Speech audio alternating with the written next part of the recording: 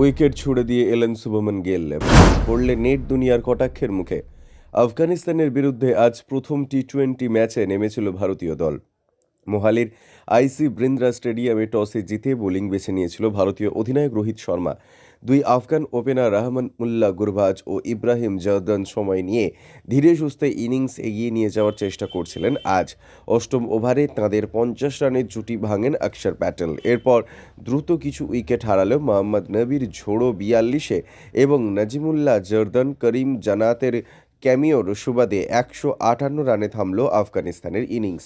Run তাড়া করতে নেমে শুরুতেই বিপাকে পড়ে ভারতীয় দল। শুভমান গিলের সাথে ভুল বোঝাবুঝিতে কোনো রান না করেই সাজ করে ফেরেন অধিনায়ক রোহিত শর্মা। 14 মাস পরে আন্তর্জাতিক টি-20-র আঙিনায় ফিরেছেন রোহিত। প্রত্যাবর্তনের সুর হলো না তার। রোহিত আউট হওয়ার পরেই রান তাড়া করার গুরু দায়িত্ব এসে পড়েছিল শুভমান গিলের কাঁধেই।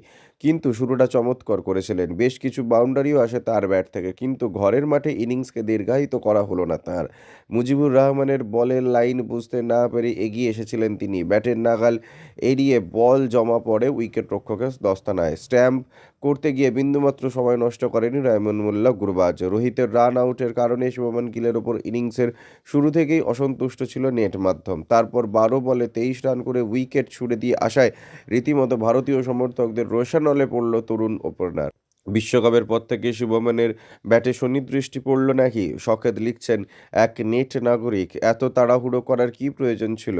শুভমনের খেলার ভঙ্গিকে দুষে লিখেছেন আরও একজন, পরিস্থিতি বুঝে খেলা শিখতে হবে শুভমনকে, লিখছেন আরও একজন। এভাবে উইকেট ছুড়ে দিয়ে আসলে আর সেরাদের তালিকায় জায়গা করে নেওয়া হবে না, স্পষ্টই লিখেছেন এক টিম ইন্ডিয়ার সমর্থক।